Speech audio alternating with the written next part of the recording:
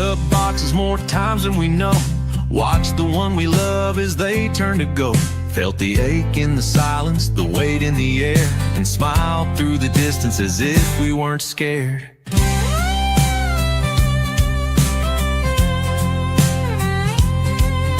Held tight to photos, letters and names, packed up our lives and began once again. We serve in the shadows, we carry the weight, with stories that matter, don't let them wait. Every story matters, from bases to war zones, from tearful reunions to cold nights alone. Spouses and veterans, hearts that won't quit, telling the truth about all of it. This life we live is hard and real, but it's where we find the strength to heal. Hello and welcome back, everyone. It's just another day in the life as a military wife, and I am really excited about this book club and February's book.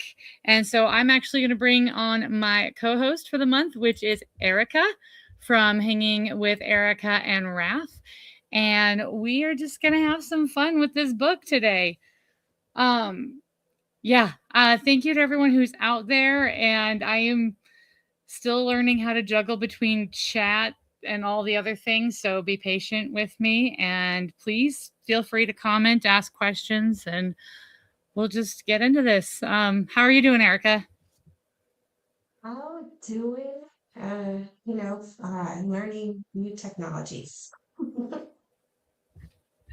Yeah, we were talking earlier about tech difficulties, and I'm like, dude, everyone has tech difficulties. The issue is you don't normally see other people's, and so sometimes it feels like you're the only one struggling. But no, the struggle is real for all of us. Hey, I see we've got Dad Man out in the chat. And yeah, you can spam the chat all you want. It's okay. We're all right with that. So yeah, we've got a few people watching. But we'll just, I guess, get going. So this, whoa. Okay. Let me go back. I was having tech difficulties also. Normally I can do a slideshow presentation, and for some reason StreamYard didn't like any of the formats that I was using for my slideshow presentation for these. So I had to turn it into a video, which means it just wants to start going on its own. So it's going to be a stop and start thing a little bit, and we'll make life happen. But so this month's book is the Guernsey Literary and Potato Peel Pie Society. And every time I mention that to people, they're like, I think it's probably the weirdest book title I've probably seen in a long time. What did you think of the title, Erica, like when you first heard it? Mouthful and hard to remember it. Yeah, because it's a long name, and so it's like, okay. But I first found this through, I saw the movie before I read the book. And when I first encountered the movie, I didn't know there was a book. And I really liked the movie. But when I first read it, I like the title and stuff, and I was reading the descriptions. I'm like, oh, okay, this is going to be a, little historical romance. It'll be cute and fun and lighthearted. And I started getting into it. I'm like, holy crap, there is a lot of depth to this story. There is a lot of like history. Like they got a lot of history right. And they talked about history that I knew a bit about, but a lot of people didn't know about. Were you aware of the Nazi occupation of the Channel Islands during World War II? No. So let's talk about that then. Let's get started there. So this map up here is of the Channel Islands. And if you see these little islands right next to the coast of France are actually part of England, but they're just off the coast of France. They go back to, I think, like the 100 Years' War or whatever, when England had invaded France and claimed a bunch of France. Well, they'd given up it little by little, and Brittany was held onto for a while. So Brittany, they still speak English and French there, but they gave up Brittany to France, and then they still hold on to this day the Channel Islands. They still are UK property. And so they're right off the coast. And I didn't realize this until I started researching for this book club. Britney, what? Dadman's being weird in the comment. I don't know what Britney Spears is. No, the Brittany, not Britney Spears. Oh, now I get. He misunderstood. Okay. No, Brittany. It's a province in France. It's called Brittany, and it's because it was owned by Britain for quite a while. Sorry for not clarifying that. So after the evacuation of Dunkirk, the same boats that were used to evacuate all the troops from Dunkirk turned right around and went to the Channel Islands to evacuate all of the pregnant women, mothers with little children, all of the children under a certain age, and the elderly. And then a few days later, the Nazis took over. And everyone who was left were basically non-combatants, and they were prisoners of war in their own homes for the duration of the war. And so let me go to next one. Yep, this is going to be interesting. All right. So this structure still exists, the cement little bunker thing. So we haven't gotten into spoiler alerts, people. We're just still talking settings. So if you don't want spoilers, we're still good. I'll tell you when we hit spoilers for the book.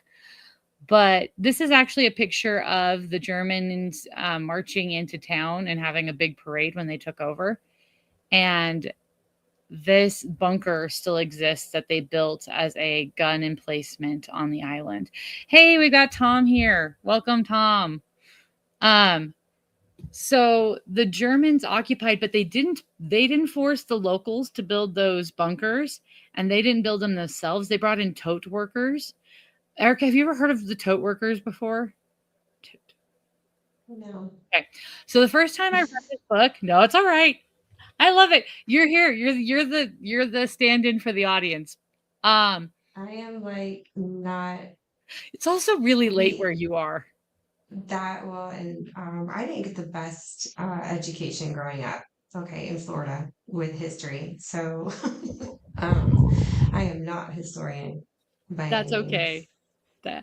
Honestly, the tote workers, I didn't know about. Like, I had heard the phrase, but my brain didn't stop and process it. Even when I read this book the first time, it wasn't until I was reading another book about World War II where it went into the tote workers more in depth. The tote workers were basically forced laborers. They were slave labor. And so they brought and I understood that they, like, because they talked about slave labor in this, that there was slave labor that was building these and doing different stuff.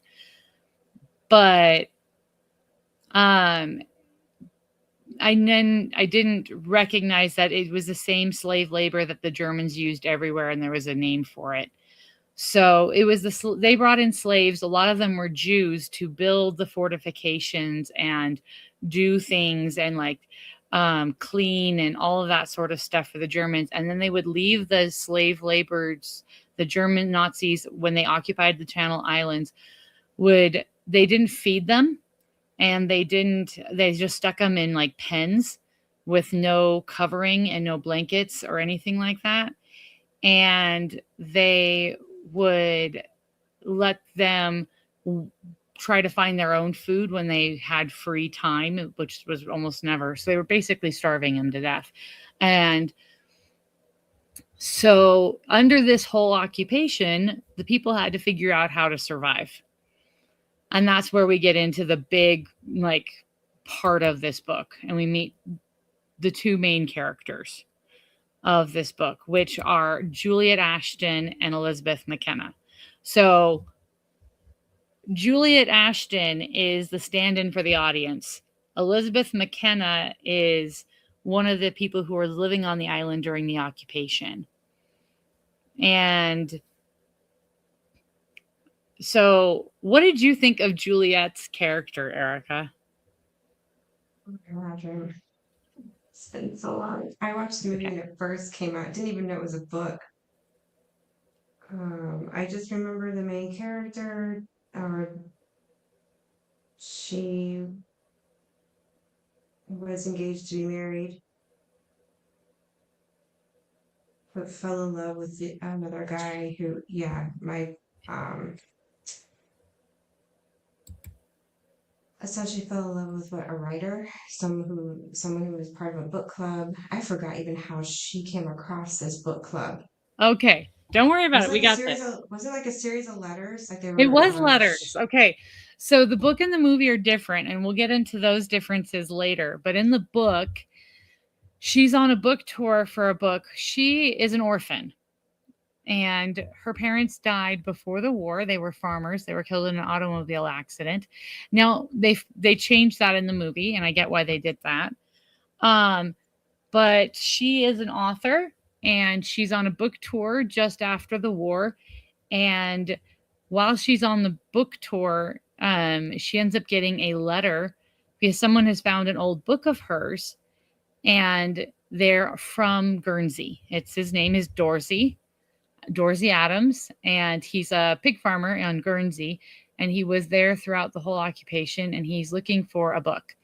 And he's like, I don't know any bookshops in London. I don't know what's still there because a lot of things are bombed out. Could you help me find a bookstore? And she's like, I'll do you one better. I'll send you the book, but tell me more about your book club. And so they start writing. And not long after that, she runs into this American, and he's like, oh, you're such a great writer. And he's like totally pursuing her, sending her all these flowers. So she gets really interested because she's been asked to write an article by the Times of London about literature and the power of literature. And she starts finding out their story. And it all centers around this young woman named Elizabeth McKenna and how she helped bring them, a group of people who didn't even really know each other very well, together during the war. And originally it was to have a roast pig dinner, and they'd hid the pigs from the Germans because all the pigs had been taken, and they stayed up late getting drunk and having so much fun having this dinner they get caught by the Germans. And so Elizabeth comes up with this fabulous lie about, okay, this is where we're starting to get into spoilers a bit, but this is the first part of the book, so it's not too bad. Anyway, she says, oh, we were having a book club and we were reading this German book about this girl, and it was so wonderful. And we just loved so much about this German author. And she starts gushing about this German author. And they're like, okay, fine. You can go, just register your club. And so they have to actually have this book club. And so they start scouring the whole island for every book they can find and like making this official book club. And then now from then on, they have to meet every Friday to have this book club. But in the process, it gives them the hope and friendship to overcome the struggles that the war is causing for them. And I actually, as I was going through some thinking about it, I started thinking a little bit about COVID and lockdown. I know that's totally different, but it's kind of similar-ish. And hear me out. I'm an extrovert. So immediately when lockdown happened, I panicked. I was like, I need my people. What am I going to do? But I had a friend who is an introvert, and she was like, yay, I don't have to deal with people. Free vacation. And but even after a while, she was like, yeah, no, I need people. I need people. And I think sometimes we get peopled out and we're like, I want to run away from society and everyone. But then we start dealing with people and we're like, wait a sec, I miss people. Have you ever felt that way, Erica? Like, how did you feel during lockdown? Did you ever feel isolated, or were you one of those people who was happy to be left alone? Yeah, I can go between both introvert and extrovert, so it didn't bother me to be locked at home. Um, yeah, it didn't really bother me all that much. Yeah. Dad man through his little, he said that he felt isolated too, because I know we've talked about he's an extrovert. And so that's why Aang got him playing Fortnite, is so that he could socialize during lockdown and COVID crap. Honestly, I'm going to be completely honest. That's when I started playing D&D. Oh, oh wow. There was a group of us. We decided we were just going to get together every Friday night and play D&D and bring our kid and and we're like, we don't care. We're going to be our own little pod. This is for our sanity. We're going to socialize. And so yeah, we started getting together once a week just because we needed people. And that, I think, is the powerful part of what this book club ends up symbolizing. So Juliet Ashton finds out about them and she's just very intrigued. And as she starts to get to know all of the different members of this book club, and she starts off by getting to know Dorsey and then the postman and then um, all of the different characters. Everything goes back to Elizabeth McKenna. And she's just fascinated by this woman. And so she tells her publisher, to heck with all my tours, to heck with all of this, I'm going to Guernsey. And she runs off and she even tells her fiance at the time and in the or soon to be fiance that, hey, you're giving me a break. I'm going to Guernsey. I got to meet these people. And so she runs off to meet them. And as she uncovers their story, she uncovers different impacts that it had on these people. And she starts to learn the story more of Elizabeth McKenna. Okay, Tom's throwing out his perspective on lockdown. It was different when, yeah, yeah, because, well, then that's how. So I hate to compare lockdown to the Nazi occupation.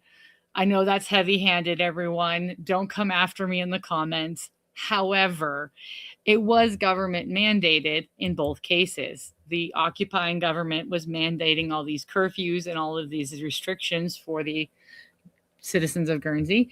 And the government was telling us whether or not we could go to work or go to church. And that can get really frustrating. And so they found this book club and this way to like fight back or take back some independent thought. And they started losing themselves in these books. And okay, let me go back to my notes because I want to make sure I'm not like jumping all over the place because I am one of those people that does that. But this really intrigued Juliet. So she starts learning about these things and these letters. So in the book, okay, in the movie, you see her write a few letters. The whole book is telegrams and letters. And I really love epistolic, which is what that type of storytelling is. I think that it can be done really well. And I have a few books that I really like that are done that way. There are some that are done really crappy though. But they start writing these letters and I love I'm okay, Erica, because you guys you were your old school army. Did you write to your husband when he was in basic? Yeah. Mm-hmm. And what did he write back to you too? Like, did you guys get to have that fun little, or did he not Yeah. write back? When he could, when he had time. Yeah. But yeah, it was old school letter writing back and forth. I wrote to him, oh gosh, I'd say a couple times, several times a week, I was sending out letters. In fact, he was being bombarded with so many letters from me, he didn't get a chance to open every letter and read every letter. Yeah. Sergeant Dad had the same problem. At one point, his drill sergeant withheld all of his letters, thinking that that would maybe make him think I wasn't writing, and then he wouldn't write me back, and then I'd stop writing, which didn't work. And so then it all got backed up, and he was going to get in trouble for withholding the mail. So he called Sergeant Dad back, threw all of the letters at him, and said, "Tell your wife to get a life." Didn't work. I kept writing. Wow. But Wow. yeah, I know. Army basic. Woohoo! um, Yeah, back yeah, the what basic training used to be like. yeah. But I feel like letter writing is not a thing as much anymore. And so it's hard, like getting whole stories through letters is really cool. And I go back to those times where I was a letter writer because I had people in basic. Um, and I really miss that because I think when I sit down and I write a letter, it helps me organize my thoughts better. Sometimes when I'm having phone calls, I feel really, you know, really scatterbrained. So, but it's just one of those things where it's different from one place to another. And like we just, our time to their time, they just didn't, they wrote letters. Like that's, I at one point, her, I think it's interesting because everyone else will write her letters and telegrams, but her boyfriend won't. He just keeps insisting on calling her, and the connection's really bad. And so it causes miscommunication and struggles. Well, so as they're going through the story, I want to hit on some of the main themes and that they talk about because as she's uncovering all of this, they cover. We were talking about letter writing, the power of words, like what books did for them, and books can be a really great way to help you reframe reality or escape your issues. Or has there ever been a book, Erica, that just like you've enjoyed? Like, what is your favorite book or a book you love? That's a hard one because I don't really read. That's okay. But As is any someone book that that's ever grew up touched your with, heart? geez, I read a few Sweet Valley Twins books growing up. Those were kind of fun. I got halfway through one Babysitter's Club book, I think. Um, oh, here's one. Okay, there was a book written by a priest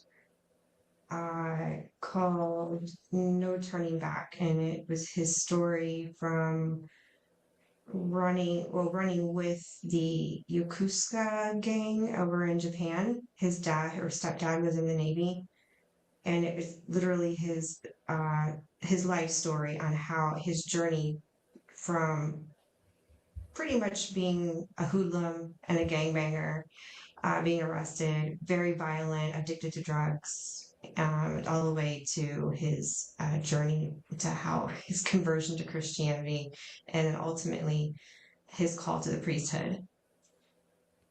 How did that book touch you? Like, what resonated? Like, how did you feel reading that book? It felt like a movie. The way he wrote it, it's so he's so vivid in details and the emotion he puts in it. He's just a good writer. So yeah, um, it was very eye-opening, and you could really feel the like the pain and the regret, but at the same time the relief and I guess that joy that he found in redemption, you know, and really getting a second chance at life, physically and spiritually, and just that whole like the several different turning points in his life. It was powerful. It was really, it gives you hope. You know, it gives the sense of,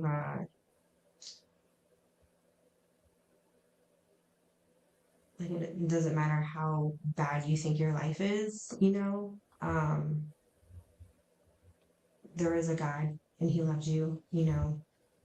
Yeah. But he didn't even have to say any of that because his story alone, without even getting into, it was just very well written. It could legit be turned into a movie, and I would say like almost like action, almost like an action mixed with drama. uh, And I love that. It's interesting because when you were naming off the others and then you named this one, There in the book, there's actually a character. All he ever does is read the same book and over and over and over again. And it's an autobiography of a Roman general, and I forget which one.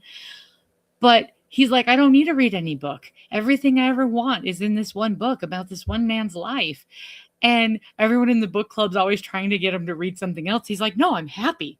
I've got my book. And it's okay. You can be a one book person. That's all It's like your right. favorite movie, and you just keep rewatching the same movie 'cause it's your favorite movie. Yep. Okay, Tom jumps in with his favorite book. Anyone else who's like watching, shout out your favorite book. We'll pull them up.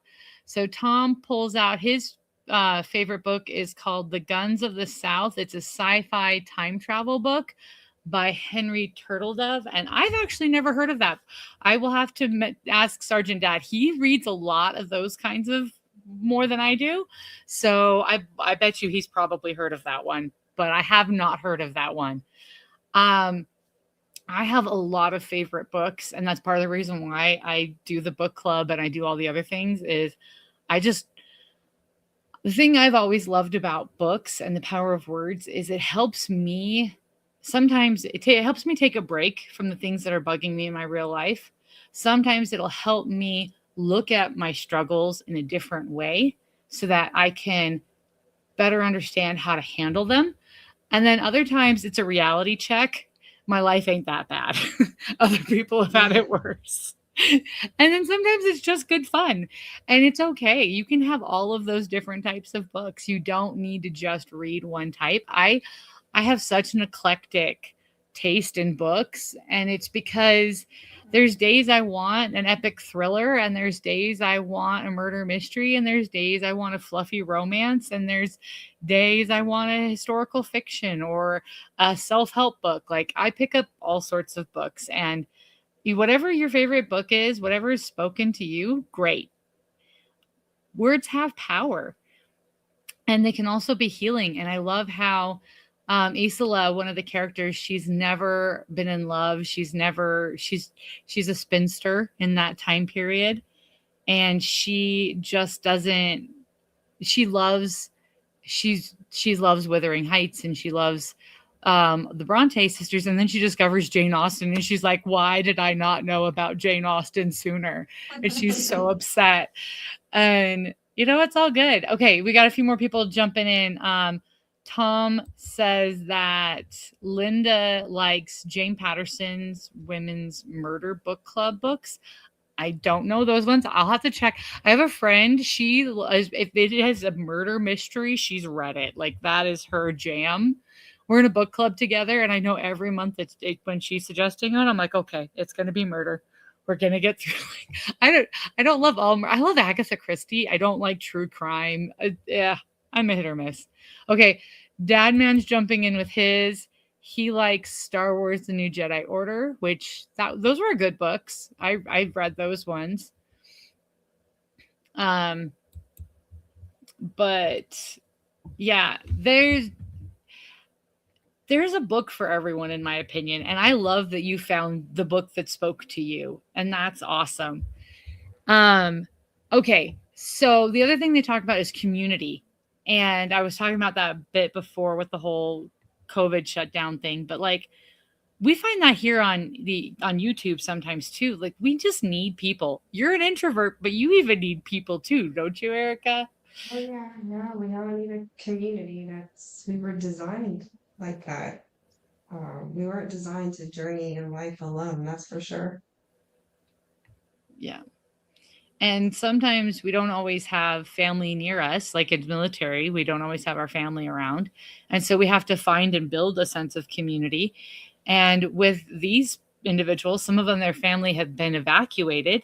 And so they had to build their own kind of community through this book club. Okay, the other thing I thought was interesting is the PTSD and how different people handled their PTSD. One of the guys just drank all the time. He was just a complete slush. And Elizabeth, she fought back in subtle ways, and she did end up getting deported by the Nazis because of it. Juliet, she has had PTSD from losing her parents at a young age. And then her apartment was bombed and she lost all of her belongings and was homeless and was renting a room. And so they all had gone through a lot of really intense things. And they were all trying to find their way through it. And I feel like sometimes people were not as compassionate with others and how they handled it. The next is love and friendship. Okay. I'm going to throw this out there right now. I think this is one of the main themes is love, because there's lots of different kinds of love shown in this book. And when I say love and friendship, okay, Erica, have you ever heard of, I'm going to throw this out there, and anyone in the audience, tell me if you've heard of C.S. Lewis's, he originally did it as a lecture series when he was a professor. And then he later made it into a book. It's called The Four Loves. Have you ever heard of that one? I haven't heard it from C.S. Lewis, but I have been taught that the Greeks Yes. do have different types. There's like I thought there might be more than 4. There might be as many as 7, but I think we touched at least on 4 or 5. Yes. The ancient Greeks had different words for love. Yeah. I feel like the English language has cheated us. Almost every other language has multiple words for love, and it's because it's all different types of love. And in the English, we just clump it all into one word, and I feel like that muddles it. But then filial love is family love. Family. Then there's like romantic love. There's friendship love. Like, and then there's agape, which is Christ-like love. God's love.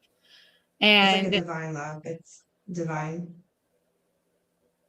Yeah. And I feel like we get so caught up in like romantic love. We don't always focus on filial love or like the friendship loves. Friendships can be almost like siblings. And that actually causes some issues in this because Juliet had, when she lost her parents, she made a friend in her boarding school, and she became like a part of that family, including she became really close to that friend's brother, and he ends up becoming her publisher. And Sydney's a guy. Sydney becomes her publisher, and because of that, there's a misunderstanding between Darcy. Darcy thinks that they like each other, and Juliet hasn't told anyone about Marcus, who she was dating, but she's confused about. And there's like so lack of communication problems going on, and it leads to like misunderstandings. At one point, she thinks that Darcy might be Kit, Elizabeth's daughter's dad, which then it gets cleared up that it's Christian. And that's a whole nother thing because it causes issues, because not everyone can understand how some of these people could actually have become friends with some of the Germans who occupied them and not be collaborators and traitors. And then other people, like, because what's the difference? What was the difference between being a collaborator and a traitor? And recognizing that not all the Germans that were there wanted to be there. And that goes into the forgiveness, because Elizabeth forgives a lot, but at the same time, she's still willing to stand up to the crappy Germans, the Nazi. We'll say here, the real Nazis. Yeah. Yes, I know YouTube's going to hate that. The Yahtzees. We're talking historically here, people. We're talking historically. But okay, Erica, no specifics. I'll go first. Have you guys ever struggled to forgive someone? Oh, yeah. We're human. Yeah, I think that's a very relatable theme in this book, is sometimes it's hard to forgive people. It's hard to separate. And in the military, I think I've seen this and heard this a lot, Yes, the AI is listening, Tom. I know. This is why my channel struggles, is because I don't always think about the AI is listening. But I've talked to service members who've served in Afghanistan or other places, and it it was hard sometimes for them to differentiate the individuals who were killing their friends and shooting at them and the individuals who were just caught in the middle and Yeah. not, you know, not taking a side and not to feel angry with them. Like it, and how you never knew who was a suicide bomber. Like you didn't know if the kid walking up to you just wanted a piece of candy or if they were concealing a bomb. And that could really mess with their heads and cause them to struggle with, should I be kind to this child or should I not? And I think one of the coolest parts about Elizabeth McKenna's character is she continues to just be kind and to do what's right. And it does end up getting her killed, which is sad, but she never gives that up. She's willing to forgive the occupiers like Christian who don't want to be there, who are good people, who are doctors, who just want to help. But she's willing to, and in the end, when she gets sent to Ravensbrück concentration camp, she takes the stick, the like nightstick from the one guard that's beating another prisoner to death and beats the guard up. And so she wasn't willing to defend the defenseless. That's so hard to see, and how the struggle for, okay, we're going to go to the next slide. This is a good one. Okay. It really all comes about Kit. And what does love look like?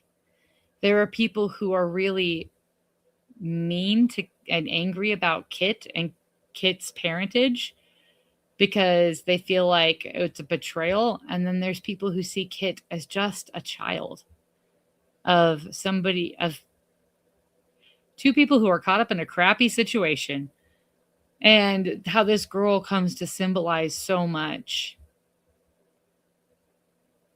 And there really were so many children in that situation. Okay, give me your thoughts, Erica. I can tell you're thinking. Penny, for your thoughts.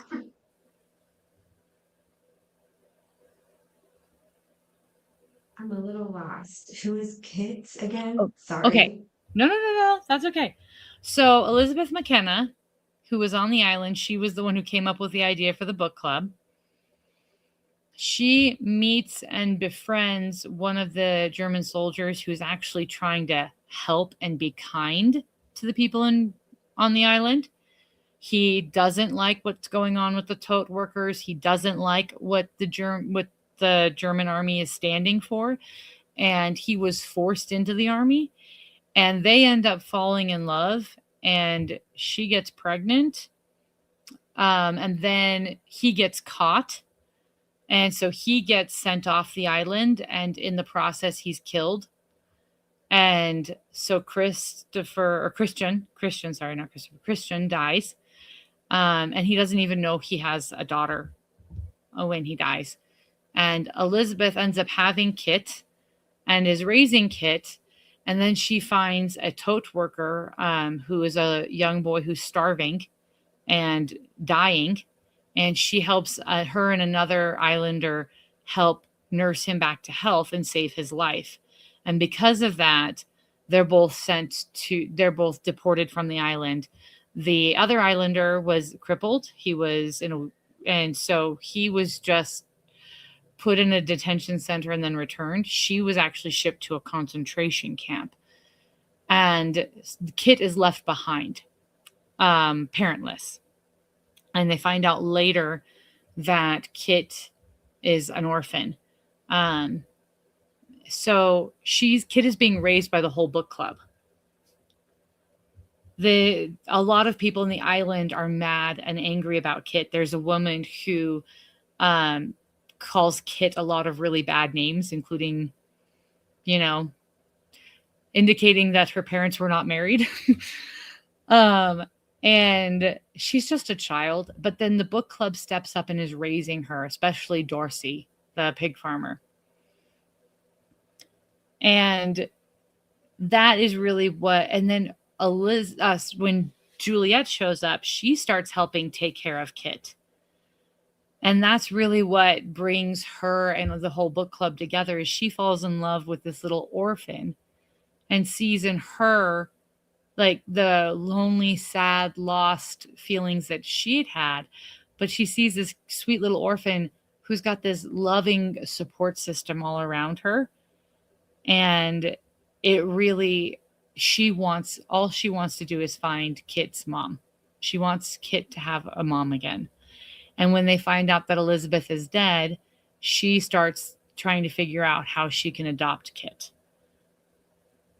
And some of that I don't even remember in the movie. It's been so long, but I do remember the hunt for, or the search for a woman that they were hoping maybe was still alive.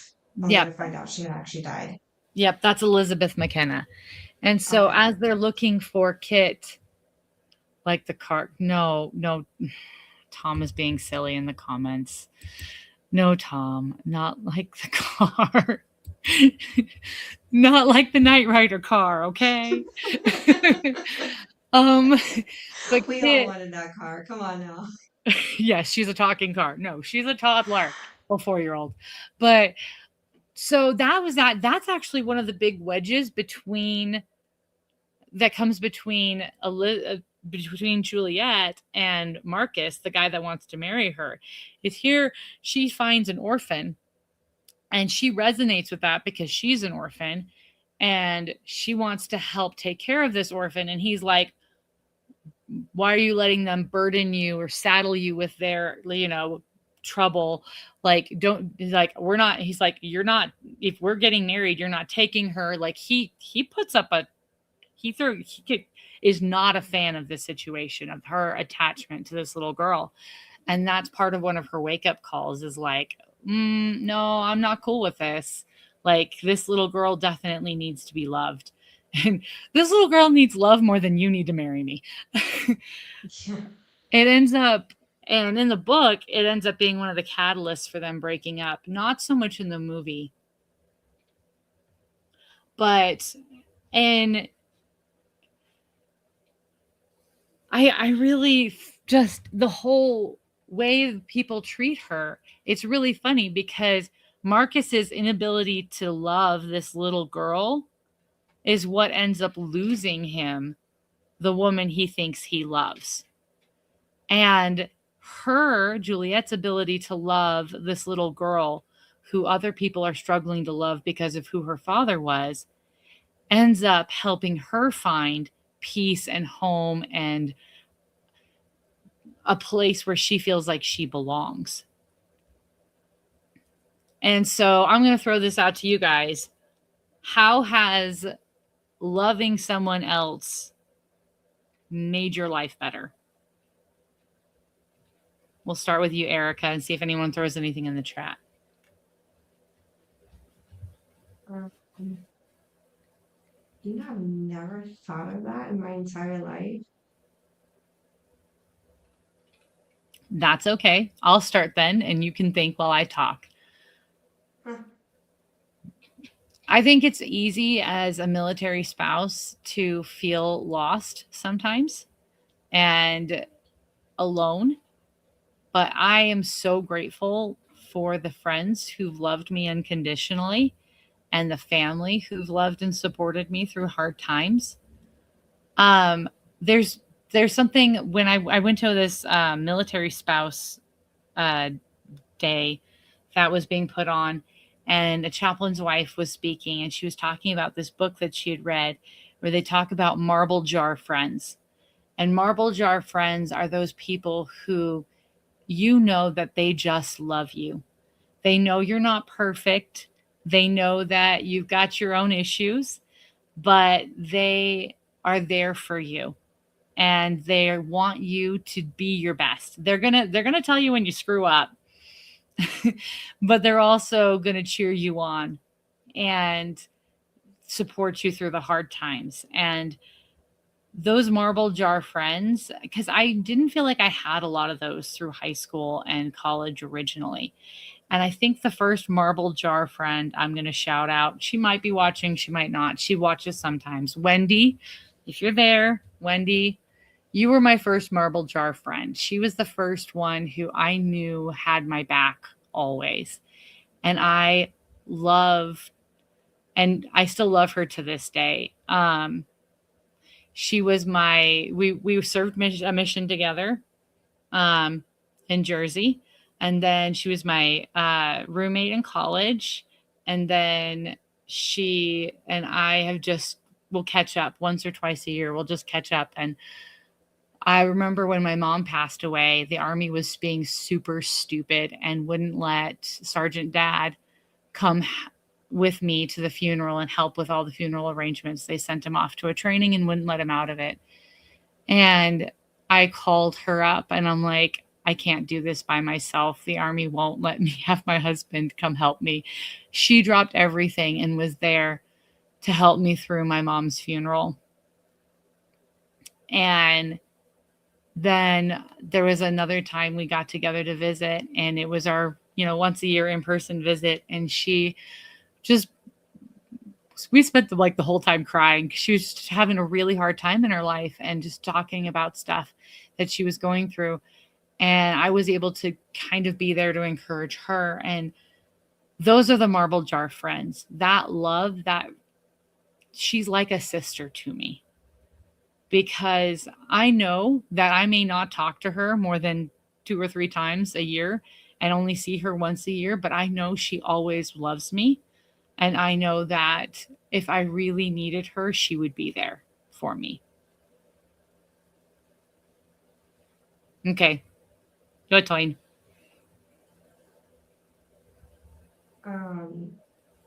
I'd say your child, holding your I baby for agree the with that. first time, you know, it's kind of hard. It's kind of hard to explain because it's easy to love people and give love if you were raised, in a loving home, or for the most part, not a perfect home, but a home where you knew on a basic level what love is, you know. So for me, giving love to others has kind of come easy, if anything, to my detriment, because I tend to wear my heart out of my sleeve.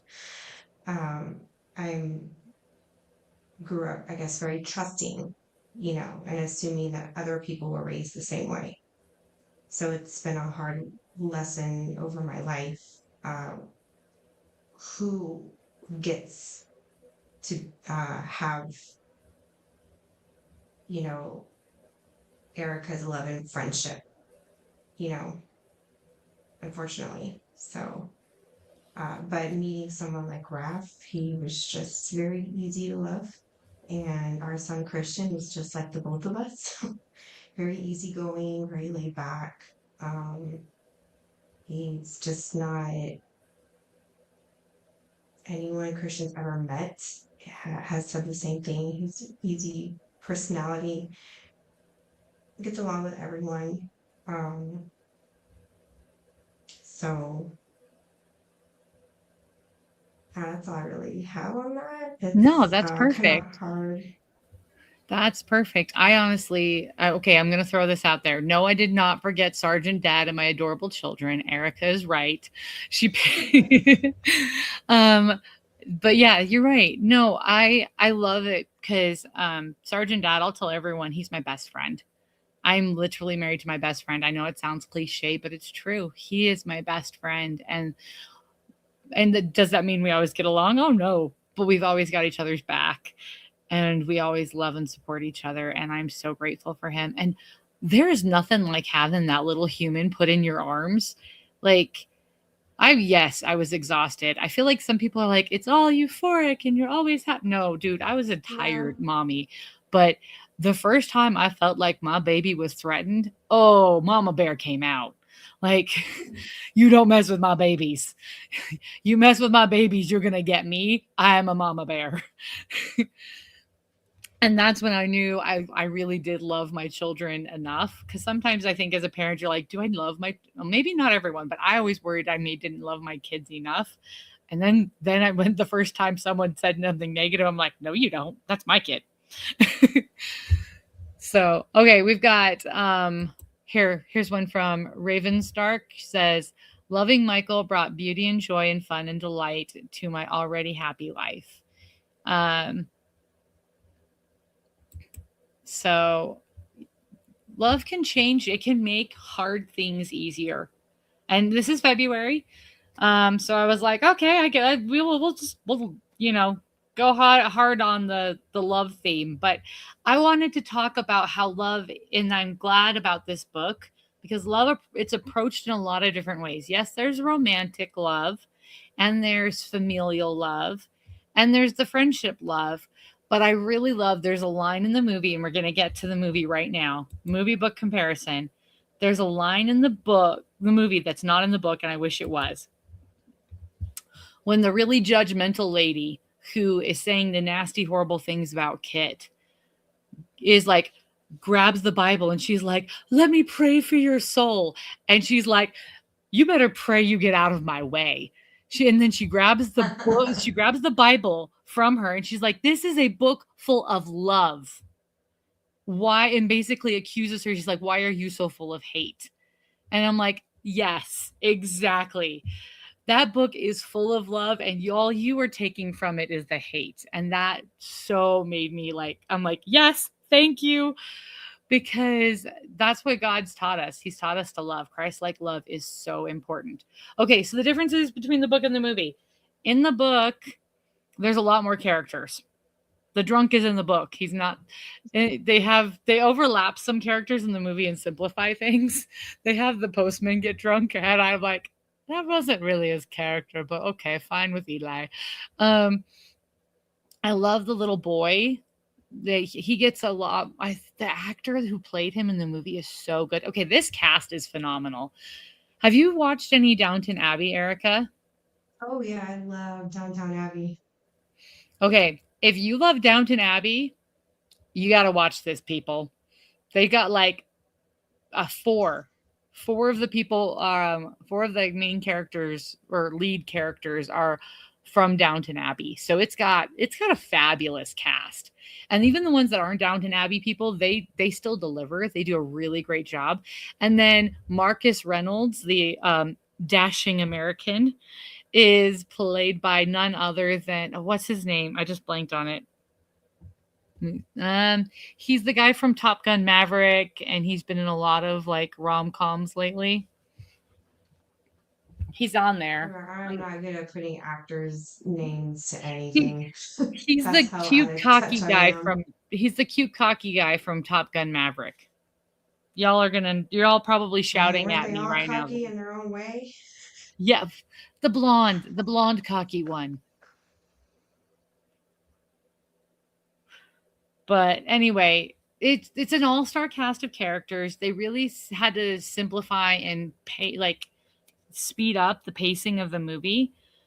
But I like that they still had the letter writing as a component of it. They simplified Marcus's character a little bit. They don't have him as a publisher. He's still working in the army. He hasn't been discharged. And he's not a book lover. And I'm sitting there going, for any serious bookworms, if you marry a non-bookworm, you're going to have books are going to be an issue because book people have a hard time giving up their books. Yeah, my Um, dad's a bookworm, but yeah. his niche is history books. He'll read anything on history. That's his. That's where his he's Oh not into yeah. any other kind of reading other than just history. You know what? That's good. It's okay to have a niche. Like, I mean, Tom said he likes sci-fi. Sci-fi is good. I read sci-fi too. Um, but like if you're not a book person and you marry or in a relationship with a book person, sometimes it can feel like there's a third person in your relationship and it's the books. Yeah, that's just a thing. Unless you're a book person, it's hard to explain. I went through a time period where I did not read as much, and that's because I'm such a book person. I knew going through college, if I picked up a novel, if I picked up anything but a textbook, I was never going to pass my classes. And so I promised myself I would not read anything that wasn't a textbook until I graduated, and I did that. But it was rough. It was hard. But so the because the book is all through correspondence, you get more time. There's like 6 months or so that pass between it all. And so you get a lot more time, a lot more resolution, things get to breathe more. In the movie, because they're not doing everything through correspondence, everything kind of goes a little quicker. And so the romance between Darcy and Juliet, might feel a little rushed. I still think it played out well. I also don't feel like you get as much time to see Christian, and you get to see that Christian is a different kind of person than some of the other Nazis that are occupying the or German military that are occupying the island. I like the one scene where he's helping Darcy birth the cow. And I don't know if you remember that scene. No, I don't. So one of the other farmers asked Darcy to come help him because his cow's having a hard time giving birth. And Darcy's trying to help birth the cow, but the calf isn't coming out. And Christopher stumbles across them. And he's like, "Don't worry, we'll register the birth. Sorry for being loud." Like Darcy is being snotty to Christian. And Christian's like, "No, I'm a doctor. Let me help." And he takes off his uniform coat, rolls up his sleeve, and starts helping stick his arm up the cow and Mm-hmm. help pull the calf out. And they're all like, "What?" Shocked. And I feel like because you don't get as much time to see the growth of him as a character, that's just really helpful to help establish that he's not like some of the others, that he is a different kind of person. But if it wasn't for that scene, I feel like it would be hard to buy into that because you don't get a lot of screen time with him, which I understand. Pacing is the thing. What was something you liked and remembered about the movie? Well, I'm a typical chick flick girl, so for me it was the romance story. Yeah. I Dude, the don't know. I like, chemistry. yeah, I liked how the story was clean. You know, there were some historical aspects of it, and it was a period movie. Um, you know, so it checked off all the boxes, and it wasn't. There was no hidden, political messaging. There was no preaching at you. It was just a good story, like just a good story. And I loved that it was, set back in a different time, a different era. Um, you know, and I liked how clean it was. A good love story doesn't have to be, so raunchy, and vivid. It can just be, sweet, I clean and know. sweet. Yes. That's what I love about it too, is it feels like, yeah, the sweet kind of Yeah, like you classic could love watch this with story. your teenage daughter or son and you'd Yep. feel okay. You wouldn't feel like you're a bad parent. Exactly. I think it's a really great way to help, because I think this is actually kind of a rom-com that men could appreciate too, because it does have other aspects to the story. It does talk about World War II. It does talk about all these other things. Yeah, it's got the historical elements in there, so it's not like it's just straight up. This isn't like Devil Wears Prada, No. where it's all modern and and just all female, with, yeah, there's a love story there. It's just, it hits differently when it's a period story and when it's accurate, when there's accuracy to the storytelling. It doesn't have to be a history lesson, but the historical uh, points that they brought in, what was enough to, Yeah. that if you wanted to go digging and looking a little bit more historically, you could, and what you would in your findings not only would check out what was in the movie, but then you would probably find even more facts about that historical time period, that maybe you weren't taught in class. Yeah, exactly. And there's a lot of people who didn't even know that the Guernsey. I just combined the two names of the islands. That Guernsey and Jersey were occupied by the Germans. It's the only part of Britain that was occupied. So West Cagle throws out a really good question here. West, this book is based on real events, historical events. The characters are fictitious, but their experiences are based on true experiences of people who lived on the island. So it's that's why it's a historical fiction. It's very grounded in history, but the actual characters are not. But their experiences are based on real accounts of people who lived on the island. So, and then he follows up with, yeah. So the movie, the movie actually really, I think, illustrates a lot of what they were going through. So yeah, the occupation of the islands was true. How the tote workers were treated, completely factual. What they built on the island, all factual. The fact that there were people who had families with some of the soldiers for various reasons. So there's also the fact that people informed on their neighbors. That happens. That's how Elizabeth gets caught, is somebody rats her out. That really did happen. They really did starve the people. They took away all their livestock, or like the and the cows and stuff that they were able to keep was only to provide milk for the Germans. So a lot of the things that they cover, all completely based on historical fact, but the actual story itself is it's pieced together and constructed from similar events. So hopefully that answers your question, West.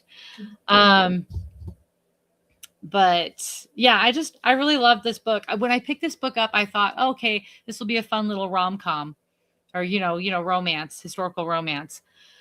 Then I started digging into it deeper, and I'm like, wow, this book has a lot more to say, like, about life and hardship. And I was really struck by the depth that you can find in this story. So I would, you know what?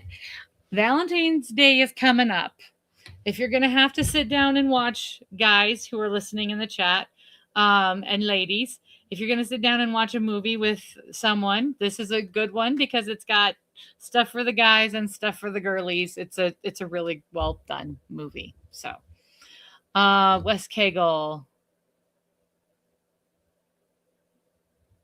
Wait, actually, that is not. So West Cagle says he's having a hard time believing the account of the camp prisoner taking the guard's baton and beating the guard with it. Actually, there were accounts of things like that happening, but in the book, the person was then turned around and shot. Usually they were shot on sight in front of the other prisoners. In the book, it says that she was taken out in the forest and shot. That's not how they really dealt with it. They would have shot her right there in front of the other prisoners to make a point. But yeah, actually, there were people who did fight back. It didn't turn out good for them. So, but yeah, I think they do kind of give Elizabeth McKenna's almost like an angelic, like, she's some saint. Like, they almost built her up as to be like a bigger than life character. But I think that is also something that does happen with people who've died. Sometimes we remember all of the those things more so and focus on that more. And they're trying to also help her daughter understand the meaning of why she's now alone. And so I think there's a reason why they focus on all of like her courage, her bravery, her love, her forgiveness, all of those good qualities. I'm sure she probably had some crappy qualities too. Um, but they're trying to help her daughter make sense of the world she's now in. And so I can see why they're focusing more on those stories in this narrative. Yep, Sergeant Dad's in the chat. So that's awesome. Thank you, Sergeant Dad, for being here. Okay, well, thank you, Erica, for being here too. Let's get on to the last slide and talk about next month's book. And so next month's book for March. So we're not going to be doing it the first Saturday in March because I am going to be at Roots Tech learning how to help more people with their military family history and how to better do interviews for veterans. And I'm really excited about that. So I get to go take classes. Yay! I know that probably other people are like, why would you want to take classes? I want to take classes. I'm a nerd. But I'm super excited about that. But because of that, it will not be the first Saturday of March. It'll be the second Saturday of March. And the book is When Sorry Isn't Enough.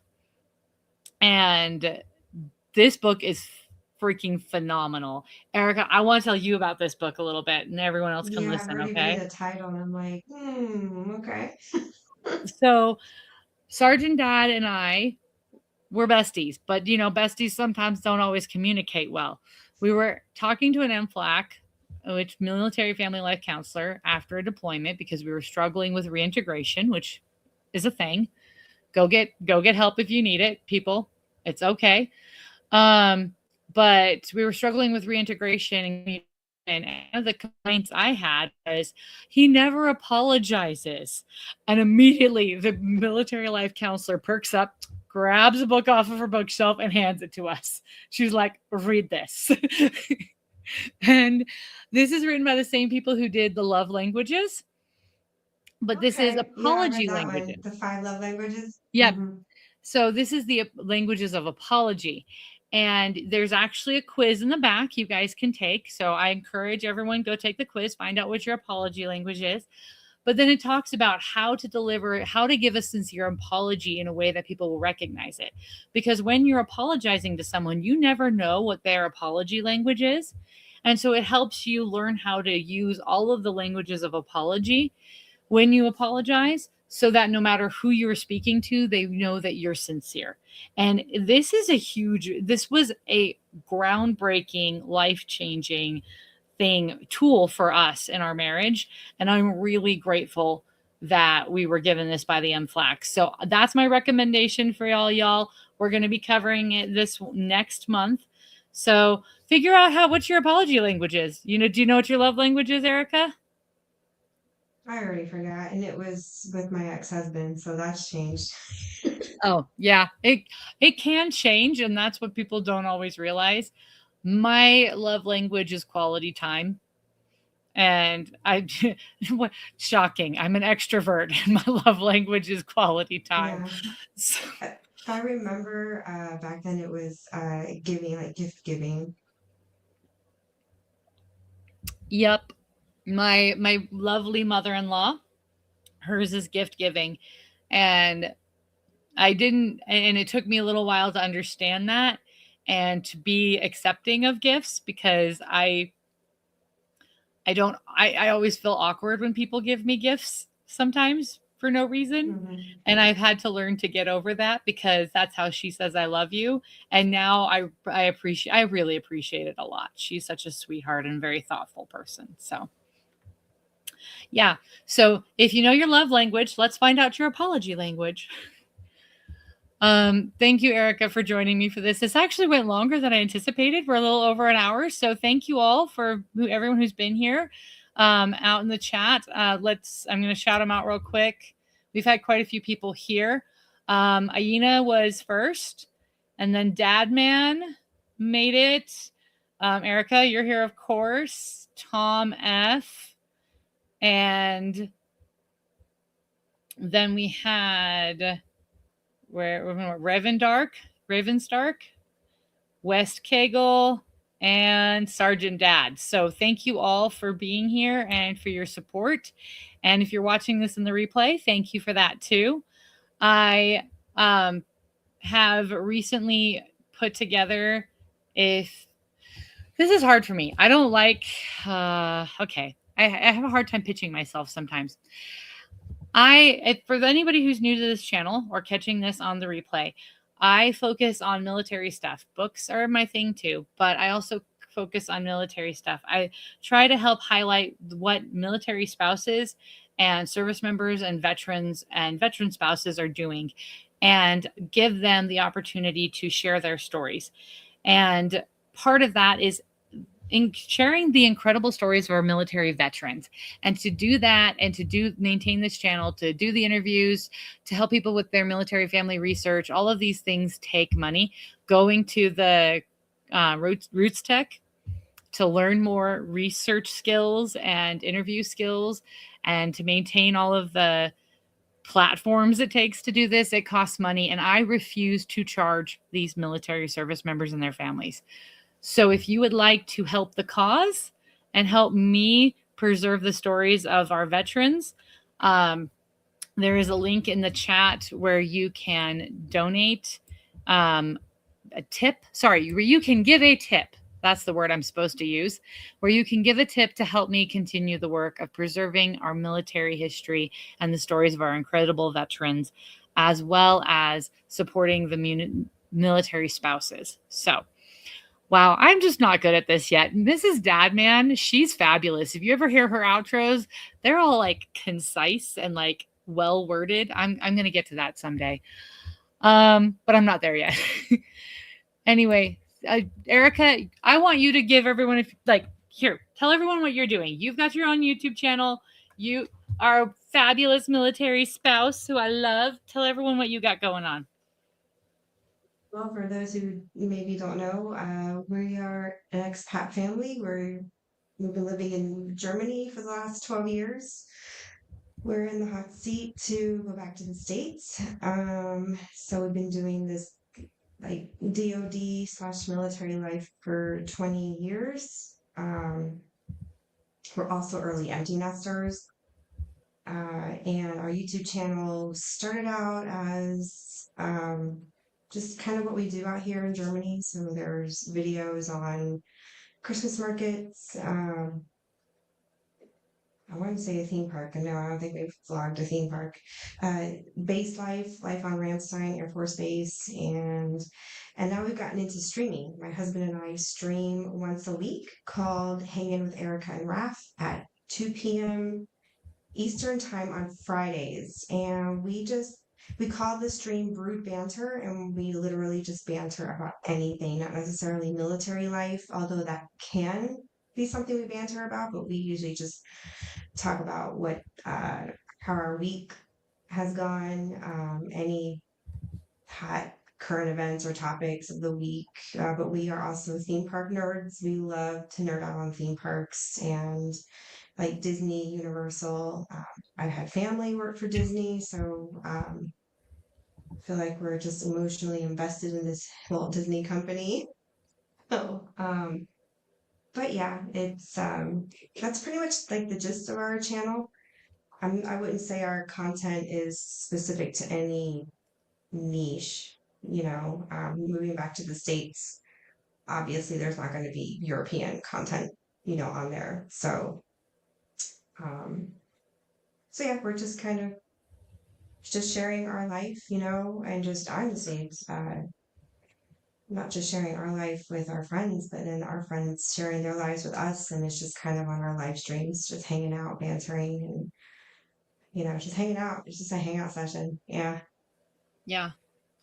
When honestly, I loved it. I've only been able to come in and join you guys. I've watched, but I've only been able to participate in the banter once, but it was so much fun. And you guys really do need to check out her channel, especially Brood Banter. It's just a ton of fun. It's like hanging out with a bunch of friends, just shooting the breeze. And it's kind of like Dadman Squirrel streams. The topic goes all over the place, but it's always a good time. So check her out. It's Friday at 2 p.m. Eastern. And Erica, Hanging with Erica Raff on YouTube. I will have the link in the description for this below once, we're all done with this. So you'll be able to find that. Thank you, Erica. And dang it, this is why I need mods, because then I could be like, hey, mod, put Erica's link in the chat. Erica, will you put your link in the chat while I'm doing my little outro? I can't because I'm not a mod. Dad gums.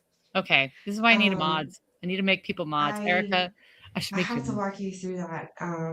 I want to say you can do that now while you're live. Yeah, the problem is I can't do it and talk at the same time. I should have been doing that while you were talking. I'm a bad friend. Oh, wait. Dadman says I am a mod. Hold on a second. Let me test. Maybe I did make you a mod on my channel. Maybe I might have. Oh, I sure did. You sure did. Hold on a second. Wait. Yay. See, I made Erica my mod. And I didn't even tell her. See, you're my mod. Whose website again? Yours. I want you to put yours up. Oh, mine. Put yours up while I do my little outro talk. Okay. See, my brain is dude, my brain is fried. There are no mods here. Yeah. Okay, West. Okay, West. You can't see me, West, but I just stuck my tongue out at you. You silly goose. West is one of my Jersey friends. He's one of my Jersey buddies. Oh, West put it out for you. He's like, okay, thanks, West. Okay, well, both West and Erica put it out. That's Erica's link. Go check Erica out. She's awesome. We love her. And I really am so grateful for your support and encouragement here on YouTube. And I love the Brood banter. It's so much fun. It's so you guys. And it's really cool seeing Raph on there. So, yes, mod is moderator, Raven Stark. Sorry for using slang.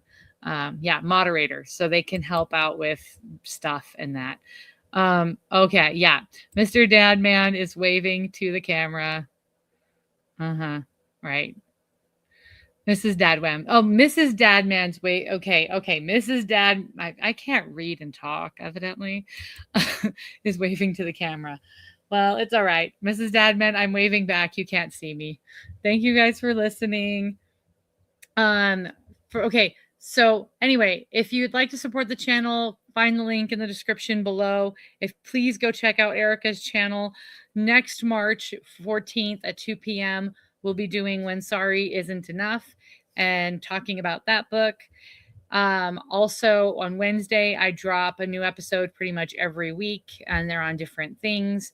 Anywhere from an interview with a veteran, a panel discussion with other military spouses like the fabulous Erica right here, as well as different organizations and that are supporting the military community. So if you want to find out how to support the military community, if you want to hear awesome stories about history that include the military, come join us out. Come check us out. I've got playlists. There's all sorts of fun stuff. But more importantly, thank you for your love and support and encouragement. Please remember to like, subscribe, click it, and share, because that helps beat the algorithm that seems to despise my channel. So please, let's beat the algorithm. I can't do this without y'all. And no unicorn dances. Really? No. Okay, Dad man. I'm doing my outro. No distractions. Okay. But anyway, thank you all for your support. I could not do this without you guys. And if you know of any veterans who are interested in having their story preserved, please contact me. The description my information is out there. You can email the podcast directly, find me on X or Facebook. I would more than love to help preserve their military family history. Yes, I have a Ko-Fi account. So if you would like to tip me to help out with me going to learn more about how to be a better interviewer and preserve these records better, or help provide the ability for me to access research, military research to help families, or even just, pay for the infrastructure it takes to run all this, I would greatly appreciate it. That all said, let's please remember to be the good that we want to see in the world. And thank you all for being here. I am your host, Sam Wolf, and you've been listening to Life of a Military Wife. Spouses and veterans, hearts that won't quit, telling the truth about all of it. This life we live is hard and real, giving a voice to the lives that we live. But this life we live is warm but strong, and every story deserves its song.